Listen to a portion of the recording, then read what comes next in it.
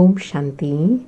आज 14 अप्रैल 2026 के प्यारे बाप दादा के साकार मधुर महावाक्य हैं।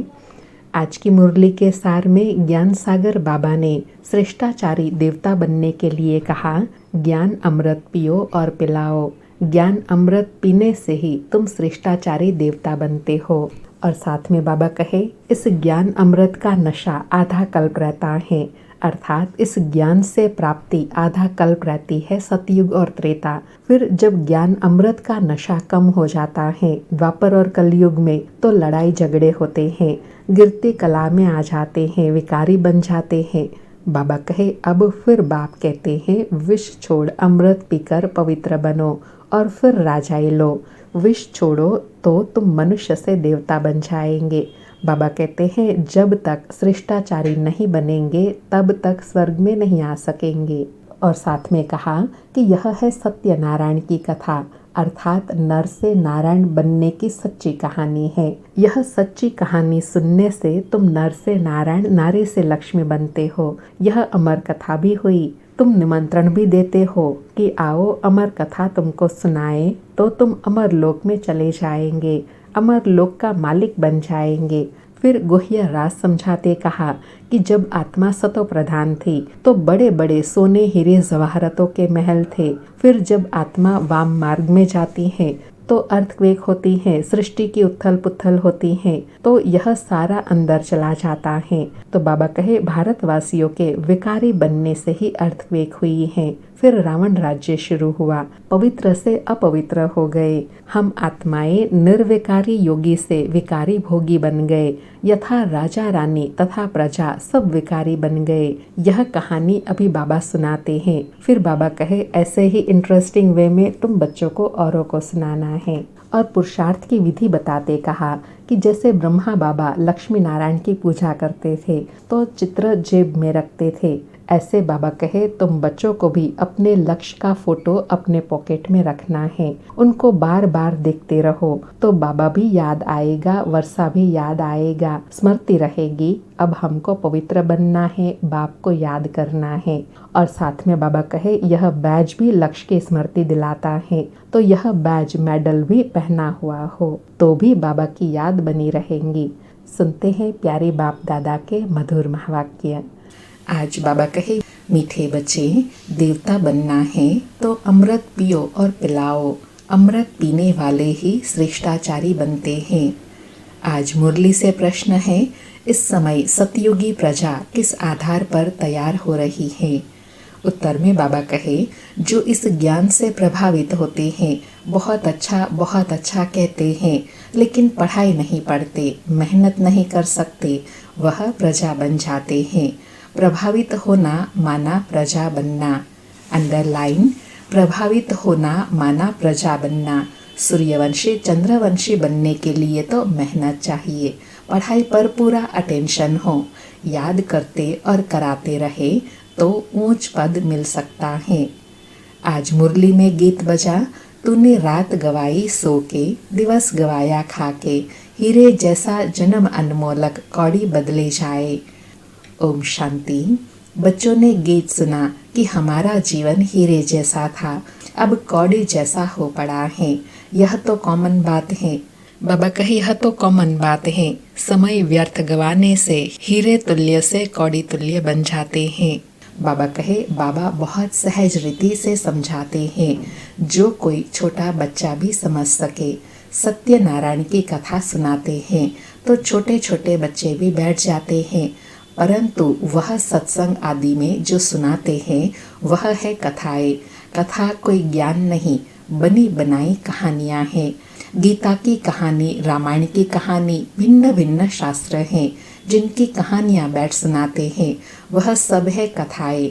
कहानियों से कोई फायदा होता है क्या? यह है सत्यनारायण की, अर्थात नर से नारायण बनने की सच्ची कहानी। अर्थात बाबा कहे, जो सच्ची कहानी है वह सच्ची कहानी सुनने से ही जीवन में परिवर्तन आता है। बाबा कहे, यह सुनने से तुम नर से नारायण बन जाएंगे। यह अमर कथा भी हुई। तुम निमंत्रण देते हो कि आओ अमर कथा तुमको सुनाए, तो तुम अमर लोक में चले जाएंगे।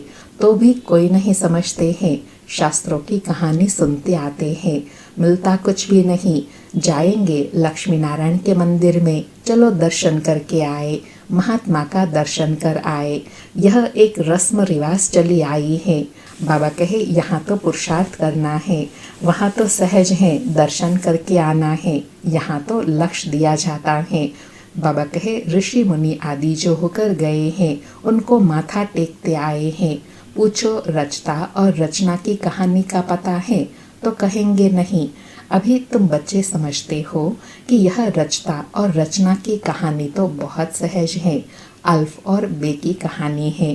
भल प्रदर्शनी में जो आते हैं वे कहानी तो ठीक सुन लेते हैं, परंतु पवित्र नहीं बनते।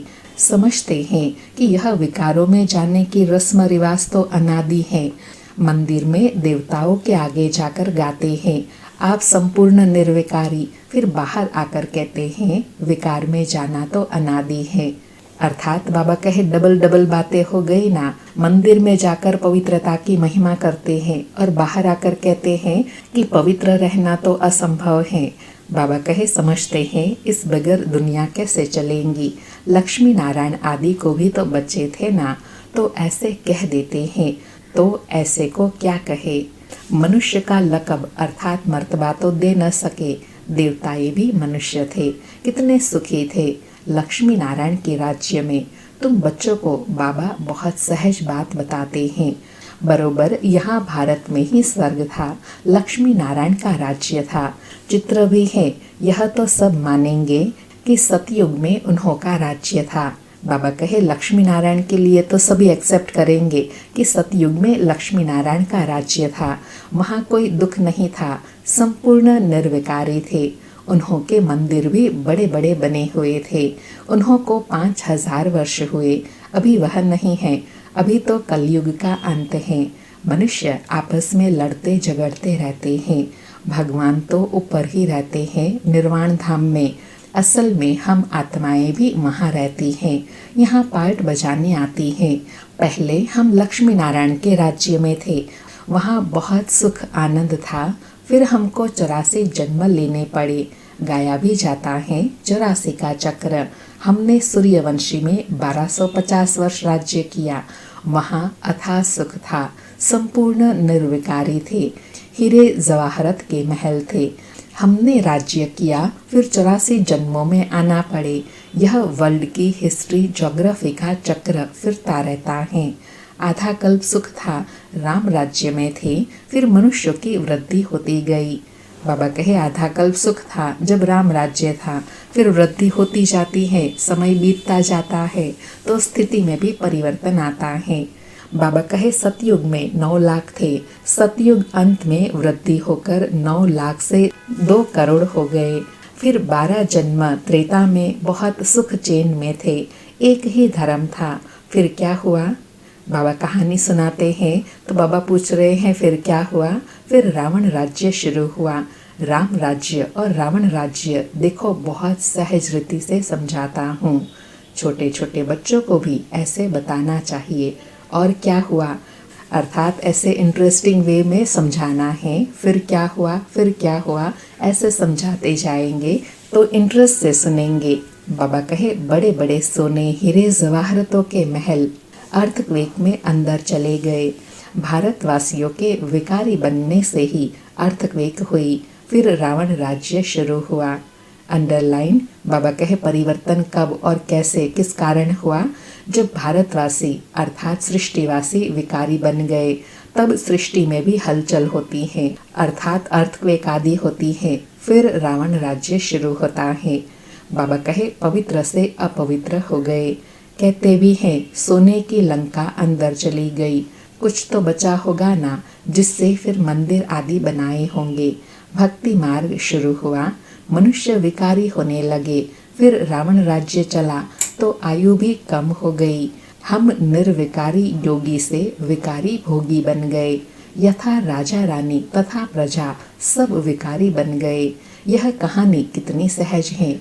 छोटी छोटी बच्चियां भी यह कहानी सुनाएं तो बड़े बड़े आदमियों का मुंह नीचा हो जाए।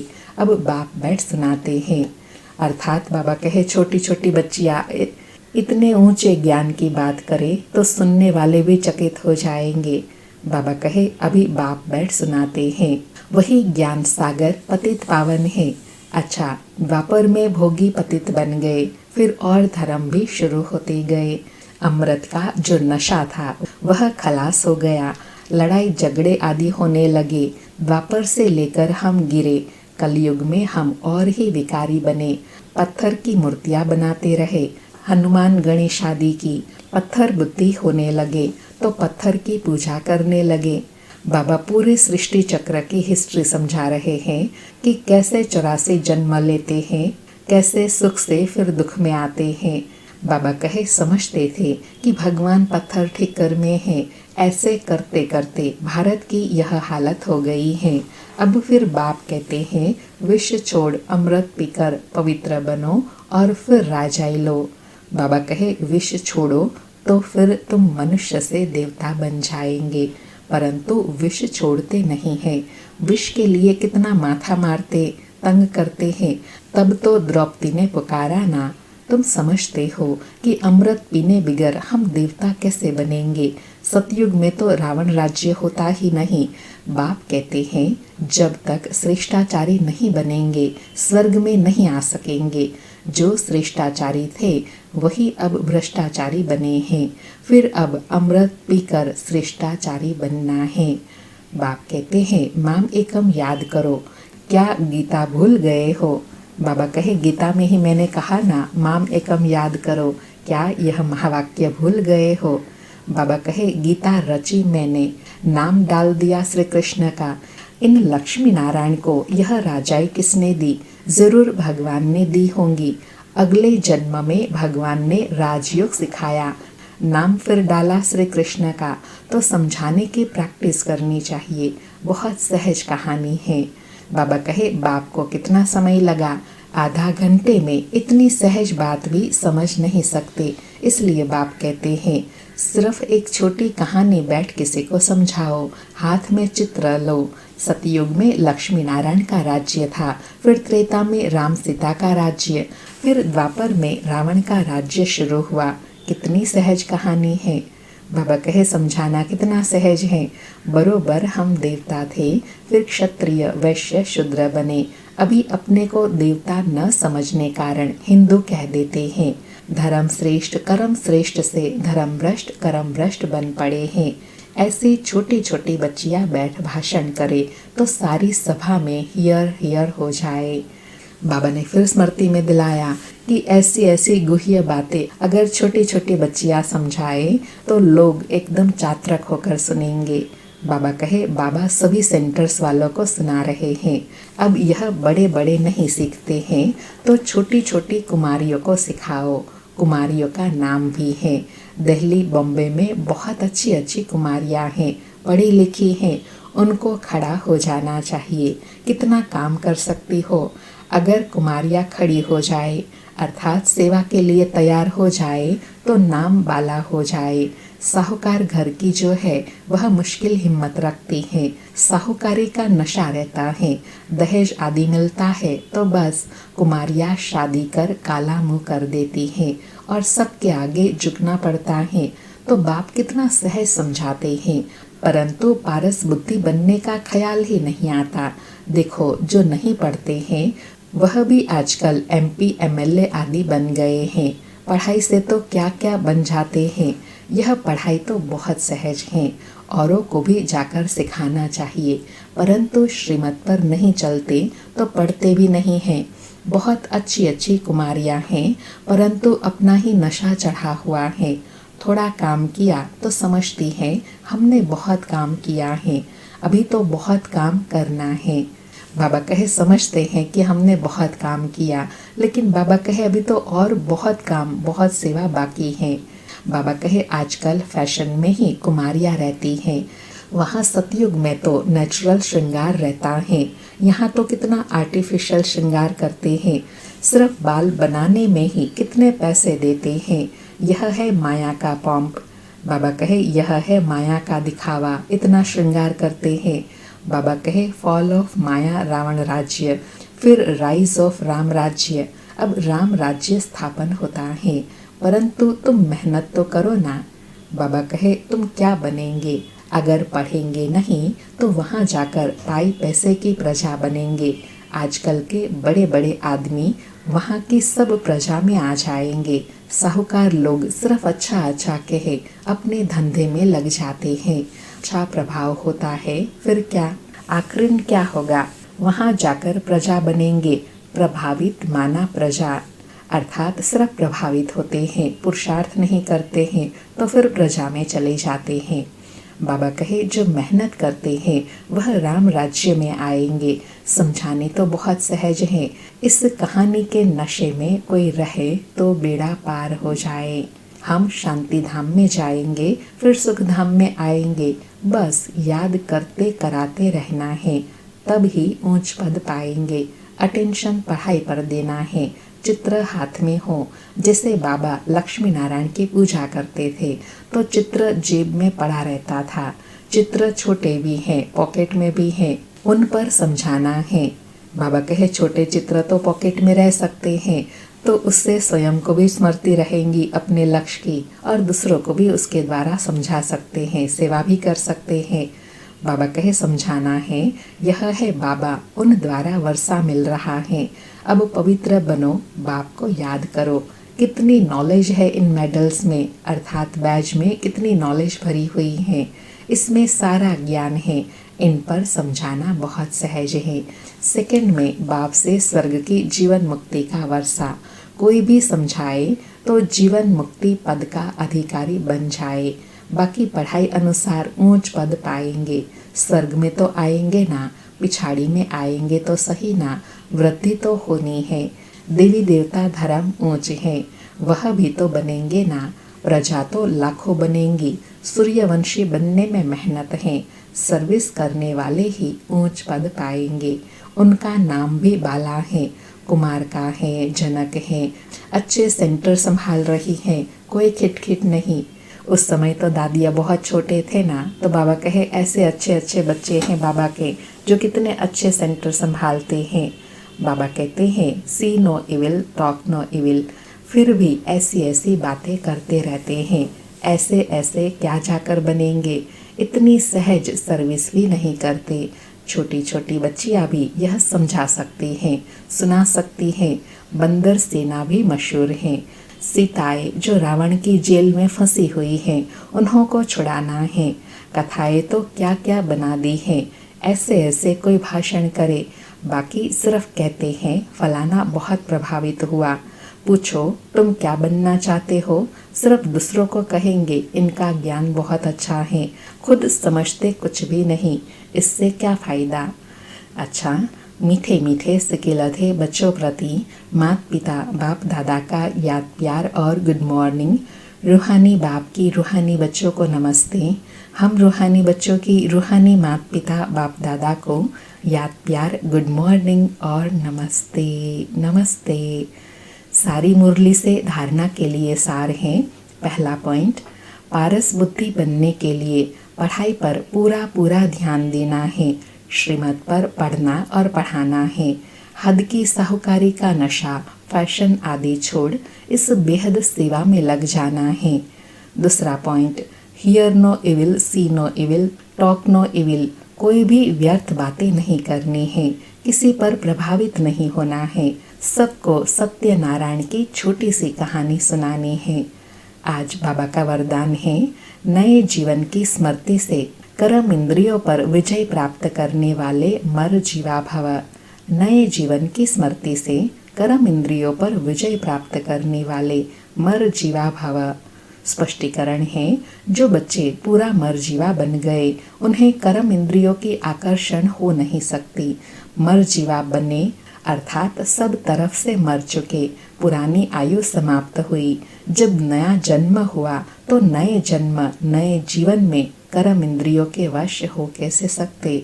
ब्रह्मा कुमार कुमारी के नए जीवन में कर्म इंद्रियों के वश होना क्या चीज़ होती है, इस नॉलेज से भी परे। शुद्र पने का जरा भी सांस अर्थात संस्कार कहाँ अटका हुआ ना हो। बाबा कहे, ऐसे नए जीवन की स्मृति से कर्म इंद्रियों पर जीत पानी है। आज का स्लोगन है, अमृत वेले दिल में परमात्मा स्नेह को समालो तो और कोई स्नेह आकर्षित नहीं कर सकता। अमृत वेले दिल में परमात्मा स्नेह को समालो तो और कोई स्नेह आकर्षित नहीं कर सकता। आज के अव्यक्त इशारे हैं, महान बनने के लिए मधुरता और नम्रता का गुण धारण करो। आज धारणा करने के लिए कहा कि संगठन में सफलता प्राप्त करने के लिए सदा नम्र चित्त के तखत पर विराजमान हो। इसी तखत पर बैठो, जिम्मेवारी का ताज धारण कर भविष्य की पदवी बनाओ। तखत से उतरना नहीं, इसी पर बैठकर काम करो तो सफलता मिलती रहेंगी। इसके लिए पहले आपका पाठ पक्का हो, इससे आपके संस्कार सबके साथ सहज ही मिल जाएंगे। बाबा कहे, सेवा में सफलता का आधार क्या है? सदा अपने श्रेष्ठ समान के तखत पर बैठ जाओ। कौन सा तखत? भ्रकुटी का तखत। फिर सेवा में आओ तो सेवा में सहज सफलता मिलती रहेंगी। अच्छा, ओम शांति। शुक्रिया बाबा, शुक्रिया।